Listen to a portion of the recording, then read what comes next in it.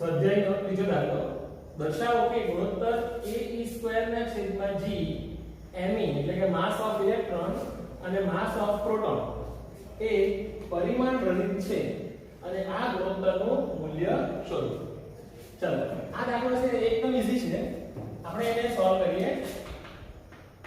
તો અહીં ગુણોત્તર શું આપેલો છે આપણને કે e² ના છેદમાં g me અને mb. તો આપણે ફર્સ્ટ ઓફ ઓલ શું કરવું પડે, k નું આપણે યુનિટ એટલે કે k નો એકમ આપણે શોધવો પડે. e એટલે ઇલેક્ટ્રોન, ઇલેક્ટ્રોનનો એકમ તો કુલમ્બ આપણને ખબર છે. g ગુરુત્વાકર્ષણનો સાર્વત્રિક અચળાંક,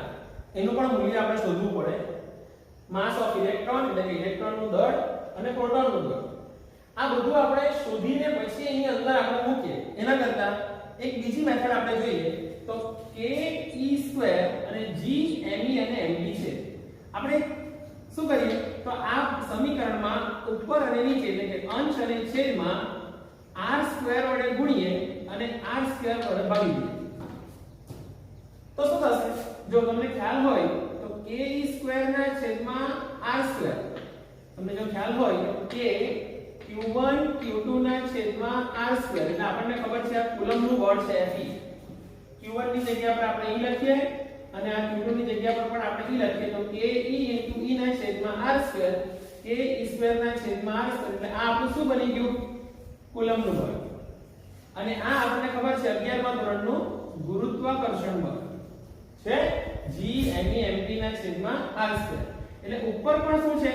બળ છે, નીચે પણ બળ છે, પણ ઉપર કયું બળ છે, કુલમ્બ બળ. એટલે આપણે એને શું લખીશું, ઇલેક્ટ્રિક ફોર્સ એટલે આપણે શું લખીશું Fe. અને નીચે છે ગુરુત્વાકર્ષણ બળ એટલે આપણે શું લખીશું Fg. પણ બંને છે તો શું, બળ, એટલે આ બધું કેન્સલ થઈ જશે. એટલે આનો પરિમાણ શું આવશે, આ પરિમાણ શું આવશે, રહી. આનો કોઈ એકમ નથી. ચાલો હવે આપણે આનું મૂલ્ય શોધવાનું છે. તો આનું મૂલ્ય જે આપણે શોધીશું, આ ગુણોત્તરનું આપણે મૂલ્ય શોધવાનું છે. તો મૂલ્ય શોધવા માટે આપણે બધાની કિંમત મૂકવી પડશે. લખીએ છે પાછું સૂત્ર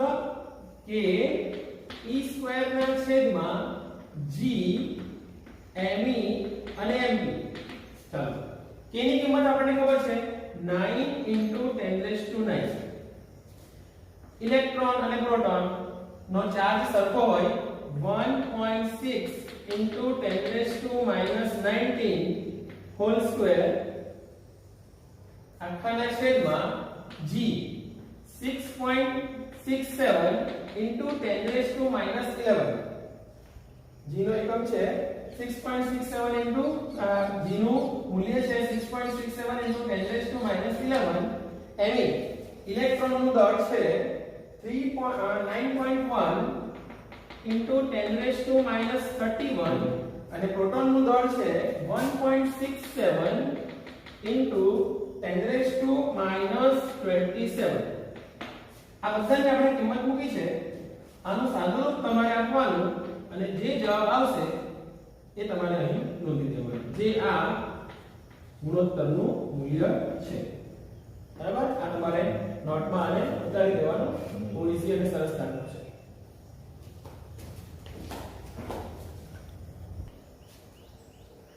ઉદાહરણ 2, પદાર્થ 1 માંથી પદાર્થ 2 તરફ પ્રતિ સેકન્ડે એટલે દર 1 કલાકે, દર 1 સેકન્ડે પ્રતિ સેકન્ડે 10⁹ ઇલેક્ટ્રોન્સ વહન પામે તો કેટલા સમયના અંતે પદાર્થ 2 પરનો વિદ્યુતભાર 1 કુલમ્બ થાય. આપણે આકૃતિ દોરીને સમજીએ. સોલ્યુશન, મારી પાસે 2 પદાર્થ છે. આ એક પદાર્થ જેને મેં A કહું અને જોડેલું છે તો ઇલેક્ટ્રોન વહન થવાનું, અને આ B છે. દર સેકન્ડે એટલે કે દર 1 સેકન્ડે કેટલા ઇલેક્ટ્રોન, 10⁹ ઇલેક્ટ્રોન જે છે, 10⁹ ઇલેક્ટ્રોન દર સેકન્ડે A માંથી ક્યાં જાય છે, આમ B પર જાય છે. દર 1 સેકન્ડે એટલે સમય નીચે જશે અને કોણ જાય છે, Q ઇલેક્ટ્રોન. બરાબર છે. તો આ આપણને સંખ્યા આપેલી છે એટલે કે Q/T જે છે જે આપણને આપેલું છે 10⁹ આનો મીનિંગ શું કે દર સેકન્ડે 10⁹ ઇલેક્ટ્રોન એક પદાર્થમાંથી બીજા પદાર્થમાં જાય છે બરાબર છે ચાલો આ આપણને શું આપેલું છે ઇલેક્ટ્રોન આપેલું છે આપણને શોધવા શું કીધું છે જુઓ 10⁹ ઇલેક્ટ્રોન વહન પામે તો કેટલા સમયને અંતે પદાર્થ 2 પરનો વિદ્યુતભાર શબ્દ સમજો અહીંયા તમને ઇલેક્ટ્રોન નથી કીધા ને તમને શું કીધું છે વિદ્યુતભાર 1 કુલમ થાય અહીંયા તમને આપેલું છે દર 1 સેકન્ડે ઇલેક્ટ્રોન એક પદાર્થમાંથી બીજા પદાર્થમાં જાય છે અને તમને શોધવા શું કીધું છે વિદ્યુતભાર એટલે આપણે પહેલા અહીંયા શું કરવું પડે આ તમને શું આવ્યા છે ઇલેક્ટ્રોન્સ તમને શું આવ્યા છે અહીંયા ઇલેક્ટ્રોન આવ્યા છે આપણે ઇલેક્ટ્રોન નું કામ નથી આપણને કામ છે વિદ્યુતભારનું એટલે આપણે શું કરવું પડશે ઇલેક્ટ્રોન પરનો વિદ્યુતભાર આપણે ચેક કરવો પડશે ધેરફોર 1 સેકન્ડમાં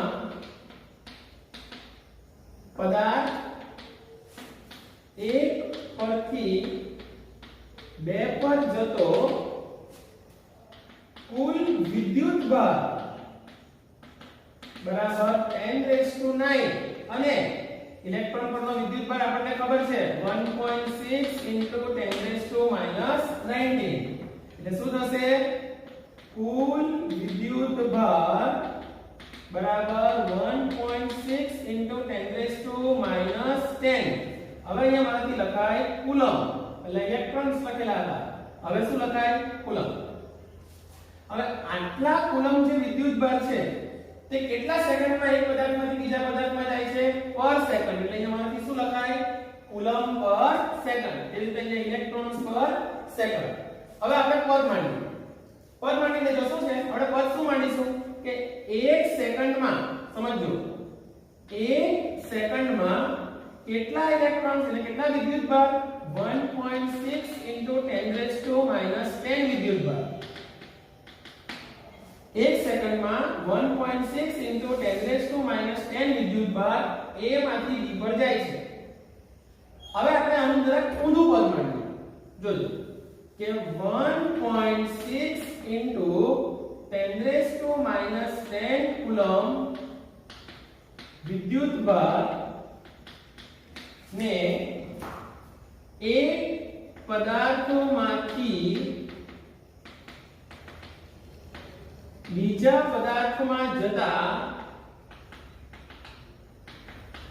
1 સેકન્ડ સમય લાગે છે કેટલો સમય સેકન્ડ લાગે છે 1 સેકન્ડ ટૂંકમાં લખવું હોય તો 1.6 × 10⁻⁻ કુલમ વિદ્યુતભારને એક પદાર્થમાંથી બીજા પદાર્થમાં જતા કેટલા સેકન્ડ લાગે છે 1 સેકન્ડ આપણી પાસે કેટલો વિદ્યુતભાર છે હવે જો આપણી પાસે કેટલો વિદ્યુતભાર છે અહીંયા આપણે કેટલો લખવાના છે 1 કુલમ બીજા પદાર્થ પર ટોટલ કેટલો વિદ્યુતભાર થવો જોઈએ 1 કુલમ તો 1 કુલમ વિદ્યુતભારને એક પદાર્થમાંથી બીજા પદાર્થમાં જતા કેટલો સમય લાગશે તો કુલ સમય t બરાબર ચાલો શું થશે બોલો 1 આ બેનો ચોકડી ગુણાકાર કરીશું 1 ડિવાઇડ બાય શું થશે 1.6 × 10⁻⁻10 હા અહીંયા 10 આવશે બરાબર 1.6 × 10⁻⁻10 હવે આપણે જો ગુણાકાર કરીએ અને જવાબ આવે તો આનો જવાબ આવશે અને જવાબ આપણે ડાયરેક્ટ લખી દઈએ છીએ આનો જવાબ આવશે 0.625 × 10⁻10 આ શું આવશે સેકન્ડ શું આવશે સેકન્ડ પણ આપણે સેકન્ડમાં નથી આપણે આને જવાબને યરમાં શોધીશું શેમાં શોધીશું યર તો t બરાબર ચાલો યરમાં શોધવા માટે આપણે આને કેટલા વડે ભાગાકાર કરવો પડશે તો જો સેકન્ડને જો આપણે મિનિટમાં કન્વર્ટ કરીએ તો ડિવાઇડ બાય 60 મિનિટને કલાકમાં કન્વર્ટ કરીએ તો બીજા ડિવાઇડ બાય 60 કલાકને આપણે દિવસમાં કન્વર્ટ કરીએ તો દિવસ કેટલા 24 અને 24 ને આપણે વર્ષમાં કન્વર્ટ કરીએ તો કેટલા દિવસ 365 આ બધાનો આપણે ગુણાકાર ભાગાકાર કરીશું તો આપણો જવાબ આવશે 200 યર્સ એટલે તમે હવે વિચારો કે માત્ર ને માત્ર 1 કુલમ વિદ્યુત ભારને એ પદાર્થમાંથી બીજા પદાર્થમાં આવવા માટે 1 જ કુલમ 1 સેકન્ડમાં કેટલા જાય છે જુઓ 1 સેકન્ડમાં 10⁹ વિદ્યુત ભાર જાય છે અને 1 કુલમ અહીંયા જમા કરવું હોય તો કેટલા વર્ષ નીકળી જશે 200 વર્ષ નીકળી જશે આના પરથી આપણે શું સમજવાનું છે કે આ જે કુલમ જે એકમ છે ને કુલમ તે ખૂબ મોટો યુનિટ છે કેવો છે બહુ મોટો વિદ્યુત ભાર છે અને એકમ કેવો છે મોટો કશે પણ આપણે 1 કુલમ 2 કુલમ એવું લખી શકીએ કુલમના એકમ હંમેશા માઇક્રો કુલમ મિલી કુલમ નેનો કુલમ એવા જ તમને જોવા મળશે એટલે કે આ દાખલાને સમજમાં એટલા માટે સમજવાનું છે કે કુલમ એક ખૂબ મોટો એકમ છે ઉદાહરણ 5 શું છે રકમ તમે જુઓ ધાતુના એક સમાન એવા 4 ગોળાઓ A B C અને D પૈકી A અને B વિદ્યુત ભારિત છે જો 4 ગોળાઓ છે A B C અને D એ પૈકી A અને B કેવા છે વિદ્યુત ભારિત છે જ્યારે C અને D કેવા છે વિદ્યુત તટસ્થ છે એટલે એ લોકો પર અત્યારે કોઈ વિદ્યુત ભાર નથી A અને B વચ્ચે અમુક અંતરે F જેટલું કુલમ બળ લાગે છે એટલે પહેલા આપણે કોને મૂકવાનો A અને B એ બેની વચ્ચે આપણે અમુક અંતર લેશું એ અમુક અંતર કયું લેશું આપણે R એમની વચ્ચે કેટલું બળ લાગે છે F જેટલું કુલંબીય બળ લાગે છે હવે C અને A ને સંપર્કમાં લાવી જો કોને કોને C ને કોને સાથે સંપર્કમાં લાવવાનો છે A સાથે છૂટા પાડવામાં આવે છે તેવી જ રીતે D ને B સાથે સંપર્કમાં લાવી છૂટા પાડવામાં આવે છે હવે આ રીતે પ્રાપ્ત થયેલા ગોળાઓ A અને B ને અગાઉના કરતા અડધા અંતરે રાખવામાં આવે છે જો પહેલા A અને B ને કેટલા અંતરે રાખવામાં આવેલા હતા અમુક અંતરે છે ને અમુક અંતર એ અમુક અંતરને આપણે શું નામ આપેલું હતું R હવે આપણે એ બેને અગાઉ કરતા અડધા અંતરે એટલે R/2 અંતરે રાખવામાં આવે ત્યારે તેમની વચ્ચે લાગતું નવું કુલંબીય બળ શોધો આ દાખલાને આપણે બોર્ડ પર સમજાવીએ આકૃતિ સાથે તો તમને વધારે ખ્યાલ આવશે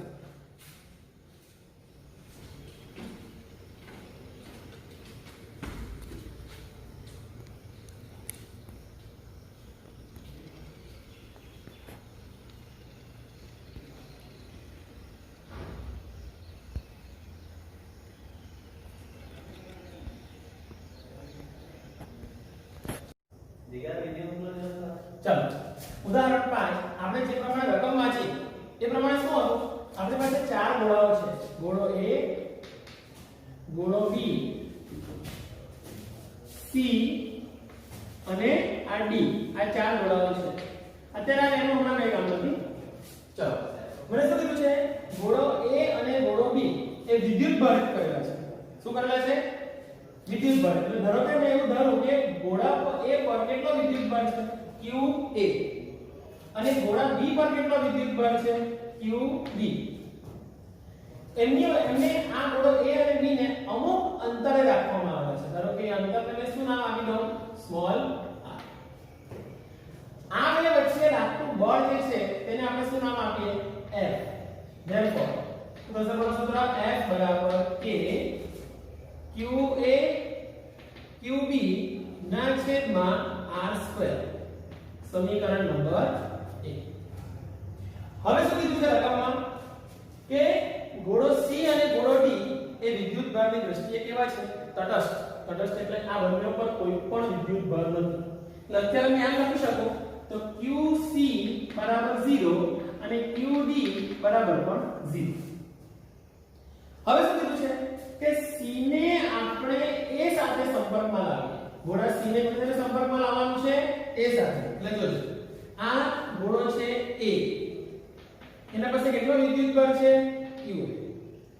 એને કોની સાથે સંપર્કમાં લાવવાનો છે C સાથે તો આ ગોળા A ને આપણે C સાથે સંપર્કમાં લાવીએ C પાસે વિદ્યુત ભાર કેટલો છે બોલો 0 ચાલો હવે શું થશે જો કોઈ એક ગોળો બીજા કોઈ તટસ્થ ગોળા સાથે સંપર્કમાં આવે અને જો તેમની બંનેની સાઈઝ સરખી હોય એટલે બંને સમાન કદના હોય તો આ બંને ગોળા પર વિદ્યુત ભારનું વિતરણ કેવી રીતે થશે તો તે આપણે જોઈએ તો આ જે ગોળો છે આ ગોળો અને આ ગોળો એ બંને ઉપર જેટલા પણ વિદ્યુત ભાર હશે એ બંનેનો આપણે શું કરવાનું પહેલા સરવાળો ભાગ્યા 2 એટલે કે હવે જોજો શું થશે હવે બંને ગોળા પર ના વિદ્યુત ભાર એને મેં લખું q ડેશ શું લખું એને તો આ બંને ગોળા પર કેટલો વિદ્યુત ભાર રહેશે તો આ બંનેનો સરવાળો ભાગ્યા 2 એટલે કે જોજો qa qc 2 ચાલો qa તો કેટલો છે qa qc કેટલો છે 0/2 એટલે q ડેશ બરાબર શું આવ્યું qa/2 એટલે હવે શું થશે હવે ગોળા A પરનો નવો વિદ્યુત ભાર શું થશે q ડેશ એટલે કે શું થશે qa/2 તેવી જ રીતે ગોળા C પરનો નવો વિદ્યુત ભાર પણ શું થશે q ડેશ એટલે qc એટલે કે qa/2 બંને પણ સરખા આવશે જો સરખા કદના ગોળા હોય તો એ બંનેના શું કરવાના સરવાળા ભાગ્યા 2 અને આ જે જવાબ આવ્યો તે જવાબ એટલે કે તે વિદ્યુત ભાર આ બંને ગોળા પર જશે બરાબર છે ચાલો હવે મને શું કીધું છે બીજો આગળ ગોળા B ને આ જોજો આ ગોળા B ને ગોળા D સાથે સંપર્કમાં લાવવાનો છે તો આ છે ગોળો B એને આપણે લાવ્યા ગોળા D સાથે સંપર્કમાં લાવ્યા ચાલો ગોળા B પાસે કેટલો વિદ્યુત ભાર છે QB અને આની પાસે કેટલો છે QD બરાબર 0 therefore બંને ગોળા પાસે આવી રીતે લખવાનું બંને ગોળા પરનો નવો વિદ્યુત ભાર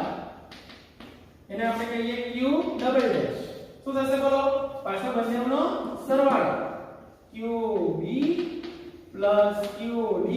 QD/2 આ છે QB +0/2 એટલે Q ડબલ ડેશ આવશે QB/2 એટલે ગોળા B પરનો નવો વિદ્યુત ભાર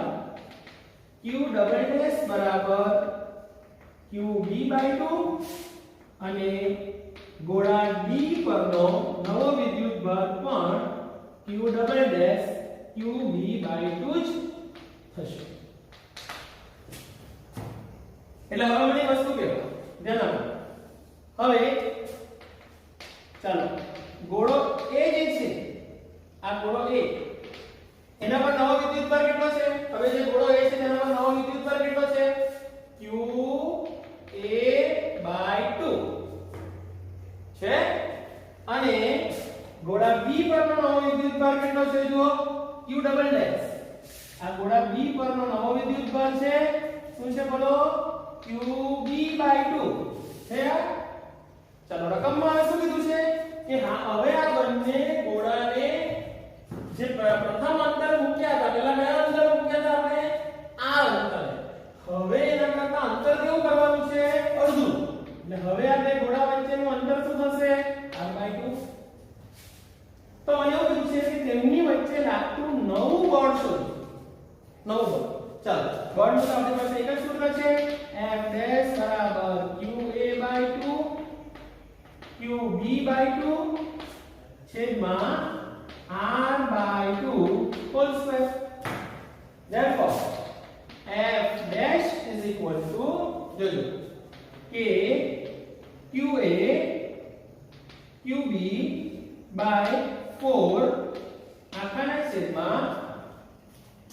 r²/4 4 કેન્સલ F dash બરાબર શું આવ્યું જો કે QA QB ના છેદમાં r². આ તો કોણ છે જો કે QA QB ના છેદમાં r² કોણ છે જો કે QA QB ના છેદમાં r² તો કોણ છે સમીકરણ નંબર 1 એટલે F ડેશ બરાબર શું છે F કોના પરથી સમીકરણ 1 પર અને અહીં તમે શું સમજ્યા કે જો આપણે ગોળા પરનો વિદ્યુત ભાર આપણે શું સમજીએ હવે જો ગોળા પરનો વિદ્યુત ભાર કેવો થઈ જાય અડધો બરાબર પણ તેમના વચ્ચેનું અંતર પણ કેવું થઈ ગયું અડધું એટલે જે પ્રથમ બળ લાગતું હતું એ જ બળ હવે પણ લાગશે એટલે નવું બળ અને જૂનું બળ એ બંને કેવા છે સરખા બરાબર કેમ કે અહીંયા શું હતું ભલે અહીંયા ગોળા પર તો વિદ્યુત બળ વધારે હતો બરાબર પણ અંતર પણ કેવું હતું વધારે અહીંયા ગોળા પરના વિદ્યુત બળ અડધા થઈ ગયા પણ અંતર પણ એવું શું થઈ ગયું ઘટી ગયું અંતર ઘટે એટલે બળ વધે એટલે બંને પરના બળ કેવા રહ્યા છે આ પણ તમારે નોટમાં ઉતારી લેવાનું આ દાખલો ઘણો તમને સમજ માટે ઘણો કામનો છે અને તમારે નોટમાં વ્યવસ્થિત લખીને તૈયાર